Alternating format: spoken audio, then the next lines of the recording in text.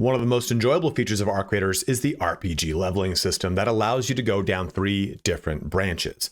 Survival, movement, and conditioning all give different benefits depending on the type of raider you want to be as you head topside.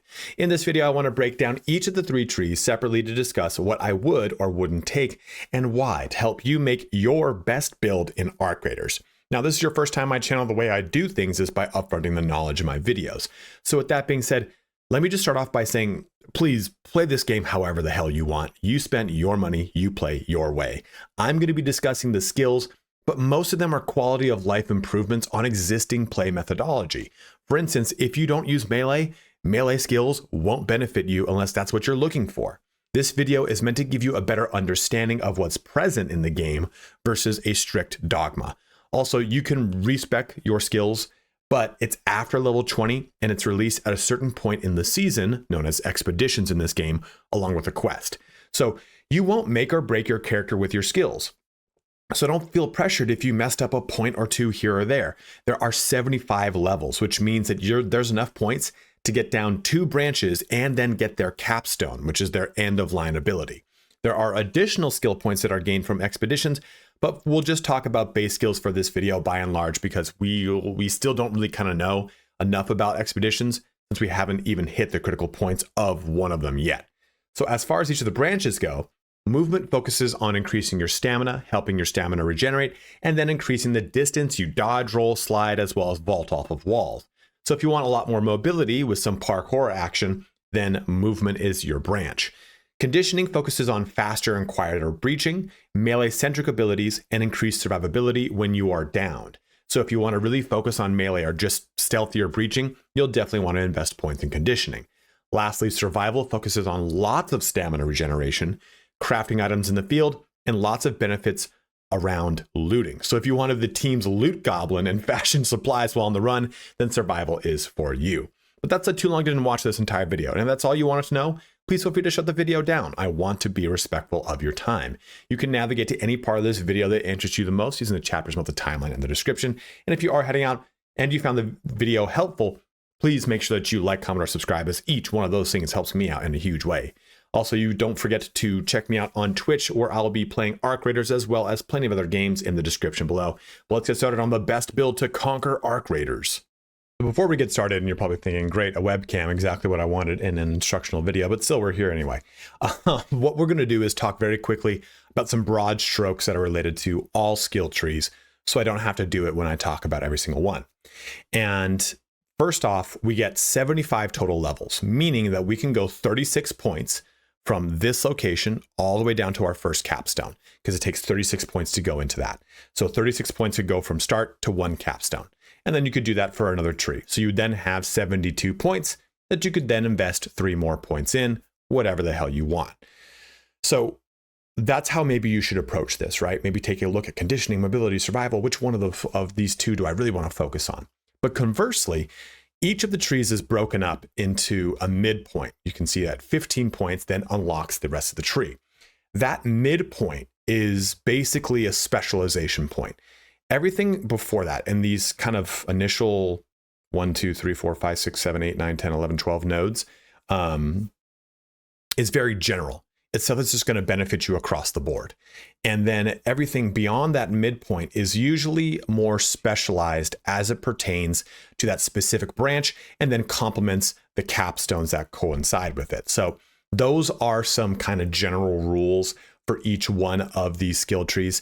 And another thing too to note when it comes to skill trees, I'm just kind of pop points into this really quick to show you, is that once you get to that midpoint then has branches that are exclusive to one of those midpoint capstones, whatever you want to call them right here. So if I choose this one, I can easily get to that one. Same thing if I had chosen this one instead. But remember, this left side and this right side is going to be unique to that capstone's choice, right? So choosing this is going to do it. Otherwise, I'm going to need to spend more points to get into that over there, right? Like assuming I chose nothing on this right side, this entire thing is closed off to me, which is very self-explanatory. Like I've said before, everything is pretty much me talking about what's already in the game. So if you want to just shut the video down at this point, like, hey, this guy's just talking about it, please by all means go for it. I'm just going to be talking about my anecdotal experience with a lot of this stuff why I like certain things over other things, maybe some of the stats that are involved with it and what have you.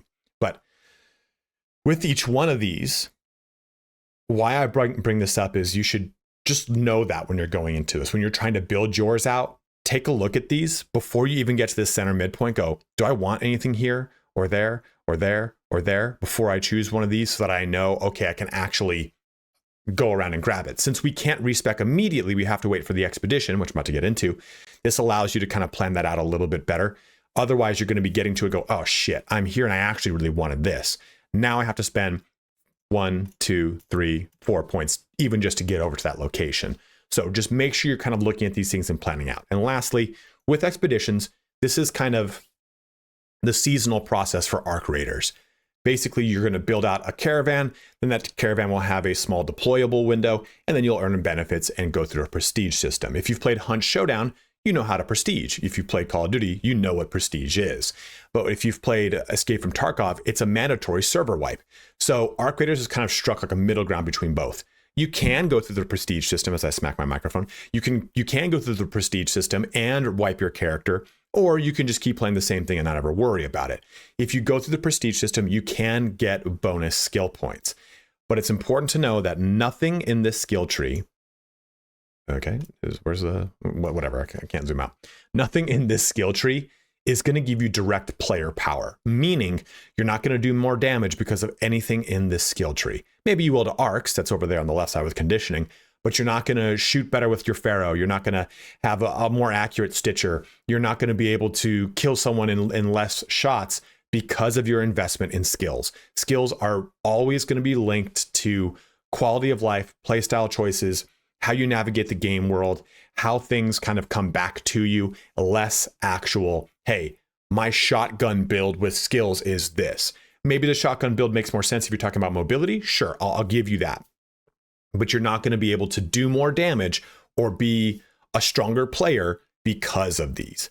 Now, you can make the argument that, hey, having more stamina allows you to be way more mobile in a gunfight. And I'm totally down with that reasoning, but I just don't want people to choose skills thinking they're going to just make their character terrible because they didn't choose the really good damage skill or whatever it is. So again, to reinforce a point I made in the intro, please play exactly however the fuck you want, because none of this is really going to matter when it comes to the actual gunplay of the game. Let's start here talking about conditioning. This is one of my favorite branches. I like conditioning and mobility. It's a personal preference. Survival, I do like, but for different reasons. So with each one, we have these starting nodes. What I'm going to tell you is I rarely think any of the starting nodes are worth investing heavy points in the beginning. You know that you have to get to 15 points for this, and you have to get to 36 points for this. So that's our objective. And then we're going to come back and fill in once we've made the appropriate steps towards what we want. So for conditioning, we have wearing a shield doesn't slow you down as much. In the very beginning, light shields, which you'll predominantly be using, don't weigh you down. And then medium shields only weigh you down 5%. So this isn't substantial when you start off, but it's necessary to get into the conditioning tree. Big breath there. The one thing I do really like about conditioning is this guy right here. Proficient prior. Breaching doors and containers takes less time. Now, it's not going to make it so you pop them in 1 second, but it is going to significantly reduce the amount of time it takes, especially if you're breaching a door. So I'm going to put a point here, and I'm going to max this one out. And your hearing is less affected by nearby explosions with blast borne. Whatever. I'm just going to put a point here because I'm then going to put points into fight or flight. When hurt in combat, regain a fixed amount of stamina. Has a cooldown between uses. I like this because every time you take health damage, well, not every time, when you do take health damage, at least you're going to have stamina. So if you were sprinting and you had like 10% stamina, if you got shot, boom, you've got stamina that you can start using immediately to get you out of a sticky situation, sprinting away, rolling, whatever it is. And then I'm going to mix this up with gentle pressure. You make less noise when breaching. So this comes down to you. My allergies are terrible, so I can't even breathe through my nose. Do you stealth around a lot? I do. Gentle pressures for me. Do you spend a lot of time sprinting around, getting in gunfights? Well, then fight or flight's probably going to be a bit better for you. But I just want enough points here now to get into survivor stamina. When you're critically hurt, your stamina regenerates faster. Boom. Critically hurt is below, I think it was either 35 or 45%. Basically, the health bar will turn red. That's when you are in critical hurt mode. And your stamina is going to regenerate faster, so you can start rolling more, start sprinting away, gives you a chance to, well, survive, as Survivor Stamina doth allude to. Now, the other one here is Unburden Roll. If your shield breaks, specifically your shield, your first dodge roll within a few seconds does not cost stamina.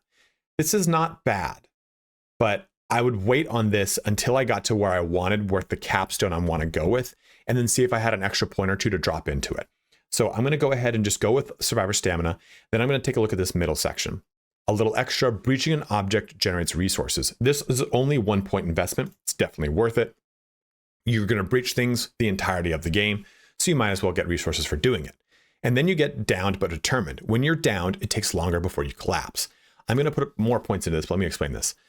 So when you get downed in this game, your character, you know, ambles around on the floor like grandma and her life alert, whatever the hell.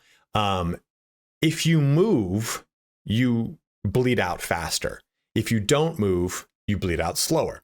This gives you more time to do both. So if you're going to sit there and wait for your friends to get you up, you can at least do that for a longer period of time. If you want to move to try to get you, if you get downed when you're trying to, not evac, extract, there we go. It's an extraction shooter. If you get down when trying to extract, you can actually go ahead and go through the process. As long as you can start the elevator, wait in front of the elevator opens, you can climb in and then actually extract, all within being one downed, or one period of being down. So you can actually get more life out of that though by putting more points into this. So we're going to do that. I'm just going to put like a little bit here. Again, you don't need to take these numbers as any kind of creed. It's me explaining which ones I like. Now on the other side of the spectrum here though, we have Effortless Swing. Melee abilities cost less stamina. You deal more damage to drones, and eventually wasps and turrets can now be destroyed with a single melee attack. So if you want more of a melee build, this is for you. This is the only one that would actually maybe help you when you're fighting players, because your melee abilities cost less stamina. By and large, though, it's mainly aimed at using it against arcs. I don't really like using melee because I'm too scared of arcs to get that close to them. So I stick with just guns. So I would put points here into down but determined. This next one here is Loaded Arms. Your equipped weapon has less impact on your encumbrance. I said that we don't know the stats for all these things. And again, I really like that, because if I don't know the stats on things, I don't have to worry about min-maxing everything into the ground, which is great. Like, I don't know how many seconds less that is, which I absolutely love. Let me just put points into what I think looks good and then kind of feel it out from there. But this we know is that your weapon is 50% less kilos in encumbrance. So I'm going to go ahead and put 1 point of that because it's only 1 point. And then I can see that I need 20. I'm at 21 out of 36 points to unlock Back on Your Feet. When you're critically hurt, your health regenerates until a certain limit. So the way I approach being hurt in this game is, if you get shot, your shield is going to mitigate damage. A light shield mitigates 40% of damage. So if you get shot for 100 damage, 40% of it gets eaten up by the shield, and then you take the other 60%, which is 60 points of damage if you're talking about 100. Now, a lot of people say to bandage first. I don't agree with that at all, because you can go ahead and use your shield regen immediately. It's the very, very quick activation, versus bandaging is a lot longer, and that thing will start to regenerate and spool up. Even with 1 point of shield regeneration, it will mitigate damage. So I want that online. This is going to give me a chance to natively heal my own health while I'm putting on that shield regen, to then have to use less bandages or have my bandages get me back to full quicker. So I really like Back on Your Feet. So we're going to put also Turtle Crawl. While downed, you take less damage. I'm only going to put 1 point to this, because the times when I'm downed, I don't necessarily find that, I just wish I wish I could have taken less damage in that instance. If someone's going to focus damage on me, we're probably already cleaned up and they can do it, or I'm in a position where I can't get to cover quick enough and my friend is, and they're just going to kill me anyway. So the less damage, yeah, I can eat their bullets and you can make that argument, and I'm totally down with that. I would just rather last longer than take less damage.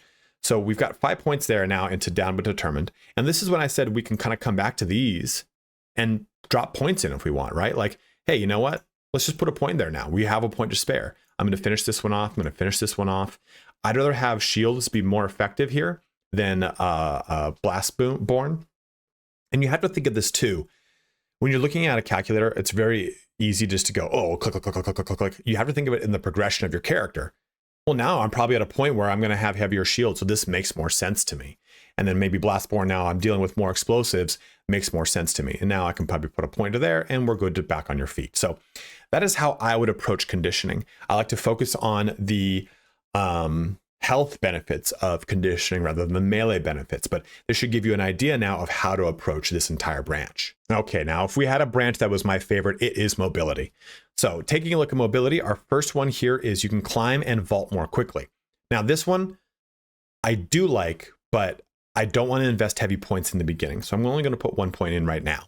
And again, we'll put more, we backfill this as we progress through the mobility tree.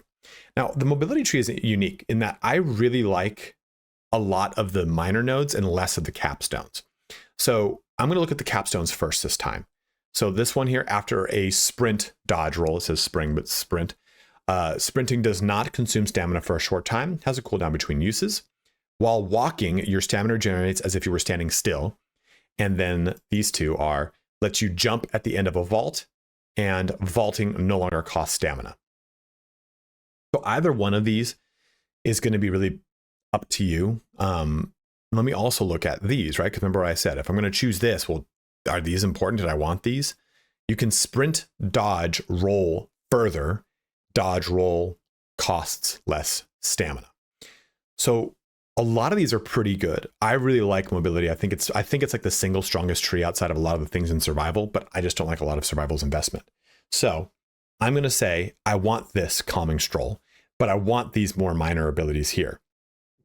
This is going to give me wall leap further, and this is going to give me when falling, your timing window to perform a recovery rolls increase. Those I don't want as much. So it's like, it's lopsided for me. I want the left side of a lot of mobility, but I don't want the right side of a lot of mobility. So this is how we're going to go about this. Marathon runner, moving around costs less stamina. I maxed this out as well as youthful lungs immediately because this increases our max stamina. Stamina is like everything in this game. I feel like you can see I'm really struggling right now, man. Holy crap. Yeah, I really like to put a lot of investment into stamina because it's how you're moving around. It's what's going to keep you alive in a lot of gunfights. I really enjoy it the most. So those two are going to go to 10 for me. And then slide further. I was told that basically full investment in this is going to get you like a foot further of sliding. So this doesn't really enthrall me that much. And you take less damage when falling from a non-lethal height. I do like this because we need to get up to here. But I've got 2 points to get up to that portion. Do I want to climb and vault more quickly, or do I want to take less fall damage when falling from a non-lethal height? Remember, we're thinking of this as the progression of the points, not the end all. Because it's easy to say, well, I'd take both to 5 because I need to get 36 points. But what do I need at level 14, right? Well, maybe I'm starting to do with a lot more verticality because I'm in the buried city. And so it makes sense that I want sturdy ankles. Or maybe I'm trying to vault over a bunch of stuff because I'm in the spaceport, or I'm over here in damn battlegrounds, and I'm trying to really get over cars and whatever, well, cars, vault over stuff. Play it how you want, what makes sense for you at that point, right? I'm going to go with not falling because just 1 point, this has already felt amazing for me because I really want this. While just walking, your stamina regenerates as if you were standing still. This allows you to sprint towards an extract. Your stamina drops down to, let's just say 5%. You stop sprinting and just keep walking towards the extract. You start bringing your stamina bar back up as if you were standing still. It just allows you so much mobility in the game, in a game that is focused on getting to locations before they get shut off. It's like something that I would always have wanted in like a hunt showdown, which we kind of get through the 2 movement perks and hunt showdown, but that's neither here nor there. So this is just kind of plays into high mobility, staying on the go, and getting to places across the map if you kind of put yourself in a position that you're far away from them. So now we have our middle tree, which is when you're down, you crawl faster, which kind of plays very similar into this one, right? This is it takes longer before you collapse. This is you just crawl faster. This one is vaulting no longer slowed down while exhausted. And we have, you can wall leap further. When falling, your timing window to perform a recovery roll is increased. We've got all those in this cluster. What's over here? Dodge roll costs less stamina, and you can sprint dodge roll further. So the capstones for mobility, I find to be lets you jump at the end of a vault, and vaulting no longer costs stamina. I actually don't like both of these as much as I do, say, the conditioning one, right? Like this is like critical. This is something that's really going to help me in situations. Vaulting isn't something that I'm always doing. So I find that the requirement of it being a vault makes it both the capstones less appealing to me. So what I would do in that case, unless I find myself vaulting a lot, and we might in new maps, right? We have more maps that are coming. Like we have a whole map that's like in like a pipe system. So that's terrifying. So maybe that makes more sense to go through those situations. But we have a lot of other things we can take advantage of. So I'm going to go with crawl faster. I'm actually going to grab carry the momentum, and I want dodge roll cost less stamina, and wall leap further, vaulting no longer slow down while exhausted, just because it's 1 point investment. And when falling, your timing window to perform a recovery roll is increased. So this allows me to fall from a distance that I thought unsafe and then try to recover out of it just with a better window. So I'm going to put 2 points here. I'm going to fill out sturdy ankles, and I'm going to fill out nimble climber. And that puts me at 33 mobility without having to really jump into any of the capstones yet. Maybe we fill this back out to 36, and there we go. But I really don't find the capstones to be too enthralling unless I'm doing lots of vaulting. So it's up to you. Do you like vaulting a whole ton? Then go with one of these. I think mobility, why I like mobility the way it is that it doesn't require 36 points to get the most out of it, right? I can stop at any point within the progression of this and go, cool, that was it. Like, honestly, I don't think I can, what's the button to do removing? Right click to remove a point, okay. I could sit there and do,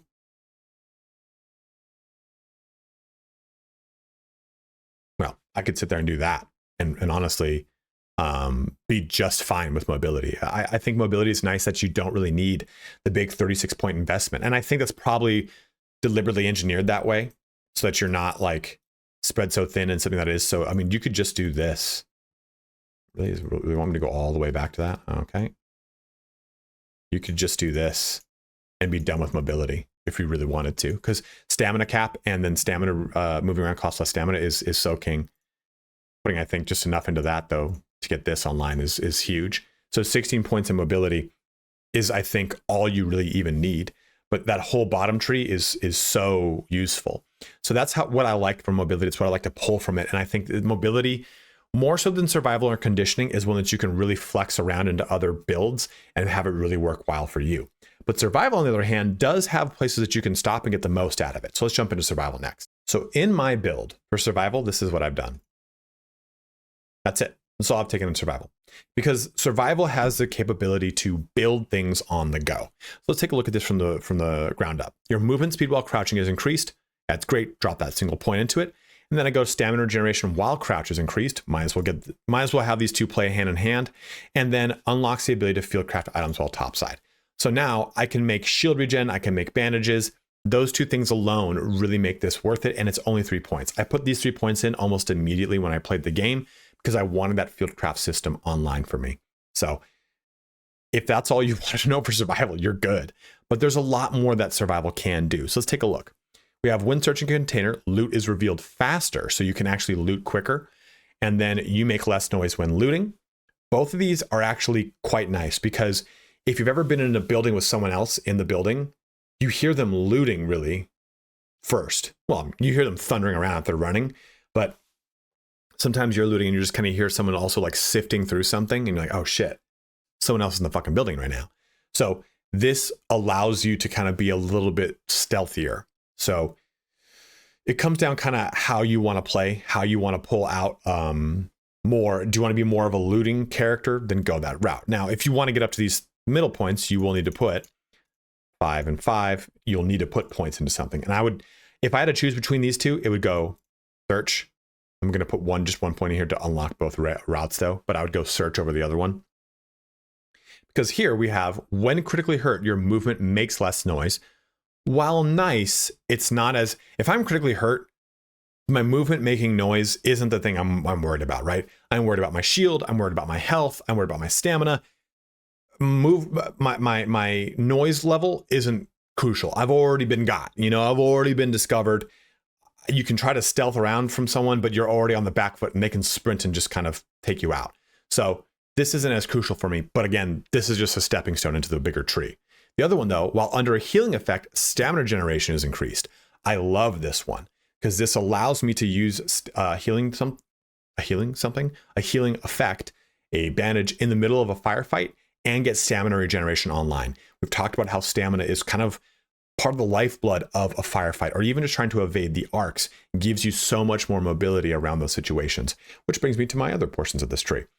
Your stamina generation is less affected being over encumbered, and after an ability drains your stamina, you recover more quickly. These two are just so nice to have online. In the middle tree, we have unlocks additional items to fieldcraft. We definitely want that one. And then when looting raider containers, you have a small chance of fighting additional fieldcrafted items. So this one is not killed raiders. Around the map, you will find those little raider containers. They have like a little like beeping sensor to kind of, and they have a little, the raider emblem on them. They're little caches that are hidden around. That's what this is talking about. And when you loot them, you have a small chance of producing a field crafted item from here. I've yet to see if both of these online changes the way that this generates. I don't know if it generates only items from this or items from the pool of both of these if you have them both active. So there's more testing that needs to be done for this to be conclusive. In the other tree though, we have increased max weight you can carry. And while looting, there's a chance to reveal twice as many items at once. So there's actually, survival is really focused on looting, as you can see. And there's a lot of really good specialized perks or skills that are honestly awesome. And then the capstones we get lets you breach security lockers just without having the, oh man, what's it called? It's not called Livewire. That's a Motley Crue song. The little thing to breach a security locker. This just allows you to do it without having that item. And then mines and explosive deployables can be diffused when in close proximity. I'm just going to shoot a mine, I'm not going to lie to you, but the times that I stumble on them, I'm not like, damn, I wish I could have disarmed that. I've already blown up. I've already, my goose is already cooked, man. So it doesn't help me out a whole ton, but I do like having to being able to just use that. So let's now focus on this. So with that being said, we have to basically invest another 20 points, more or less, right? Well, like 18, but still. Let's go ahead and put a point here, because even though I don't like this, I love this. For each one of these is 2 kilos. So now your max carry capacity is 10 extra kilos, regardless of what type of augment you're rolling with. I really like this one. And being over encumbered is quite common. And after an ability drains your stamina, you recover more quickly. I like this one as well. When looting a raider cache, you have to kind of seek these out. This one isn't as big of a priority for me, but I really like while looting, there's a chance to reveal twice as many items at once. This is huge. So this can really net you tons of loot if you're going in the direction of a loot goblin, which survival kind of is, right? So I would kind of put 5 points to that, and I would kind of, looking at this, put points kind of equal into these. Oops, there we go. Yeah, no, I'll put that to 4. And then I would grab this one. So that's how I would approach this. So I have better stamina whenever you use an ability. And you also have a generation that your stamina regeneration is less affected by being over encumbered, which means you can fill yourself to the brim and more so, and not worry so much about just being completely hamstrung by being over encumbered. I find that I get over encumbered so much in these games. So Stubborn Mule works so well with Broad Shoulders to both increase my capacity and keep my stamina regen online.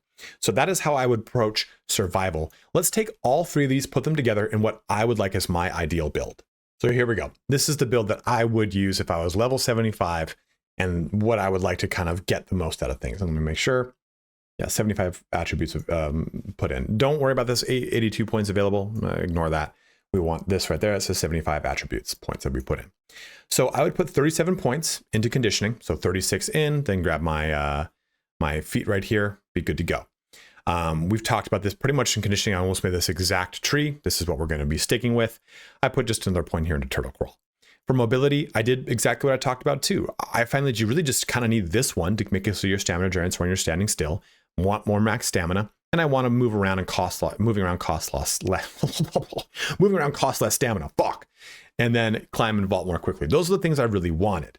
Now, if I were to pull points from survival and put them into here, I would probably put them into sturdy ankles. I would probably want to grab this one, dodge roll, cost less stamina. So I'd probably put a point here and a point here if I wanted to. And I might even do that as I speak to you right now. I mean, there's ways to do it. Those are pretty easy. But I would probably get dodge roll, cost less stamina, because I do find that I dodge quite a bit. In fact, as I'm saying it, we're gonna find a way to make it work. Yeah, is that what I want to do? Yeah, we'll do that. And then I'll talk about survival.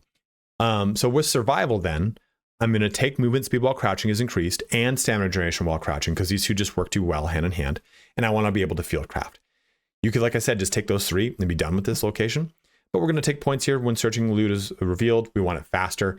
And I don't really care about making less noise when looting, because I want to be able to just get in and out quicker.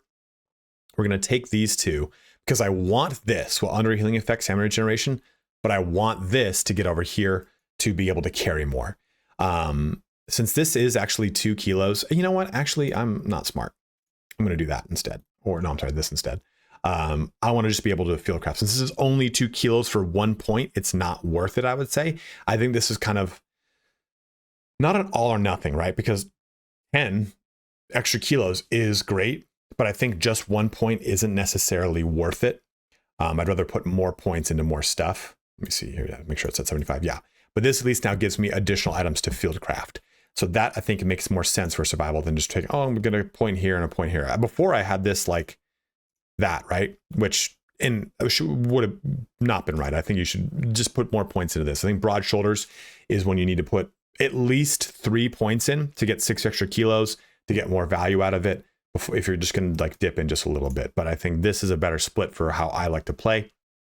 And we get the additional items to field craft, so we can do even more out of this. But this gives me lots of stamina, lots of response when critically hit. When critically hit, your movement makes less noise, which I don't care, right? But when you're critically hit, your health regenerates until a certain limit. So we have more responses when we are critically hit. I don't think any of these are either, right? Yeah, no. So we get a lot of good stamina regeneration that fits the way that I'm playing, crouched or running or rolling or walking. We're getting good stamina regen. We're able to breach pretty damn quick and pretty quietly at the same time. Shields aren't going to be costing me as much. And we're also going to have, when hurt in combat, regain a fixed amount of stamina. So we have stamina regen when we're just getting hit, which is really nice. And if we happen to get downed, at least we're going to stay up a little bit longer. So we get a lot of great functionality from this build, in my opinion. But this is just how I like to play. So go ahead and let me know in the comment section below. Do you like to go heavy into survival? And am I an idiot for not taking this one, Looter's Luck? Or you know what, mobility, dude, you're sleeping on vaulting. Vaulting is the way to go, and this is why. Go ahead and let me know in the comment section below. Everyone is going to be playing this game a different way. And I encourage you, experiment, play with other things. I play with 3 other friends. They all go down different routes. My one friend, Dev, is focused heavily on survival. My other friend is focused on mobility. I also focus on mobility. My other friend is focused on conditioning. So I have them as sounding boards. We can talk about why they've chosen certain things. How much of an impact does it have on the actual gameplay? Because remember, we don't have static numbers, which I love. It reduces that pressure to min-max, that feeling of like, oh, but 5% quieter? Fuck, who the hell knows what 5% quieter means? You know what I mean? Like, I think they deliberately did it this way so people don't fall into the rut of min-max and fall into the rut of playing how everyone else plays. Please play this game however the fuck you want. But again, let me know in the comment section below how you would approach this. As always, guys, thank you so much for watching here today. If there's any other subjects you want covered for Arc Raiders, go ahead and let me know below. I will be covering stuff on the new trial stuff that they've announced just recently, as well as how expeditions work, because we know expeditions are going to be coming. Well, they start like, I think they already started. They go until December 18th, or that's the date, or something like that. The expeditions are in the middle of stuff. They're going to be hitting you once you hit level 20 if you haven't already. But as always, thank you so much for watching here today. Have a good one and take care.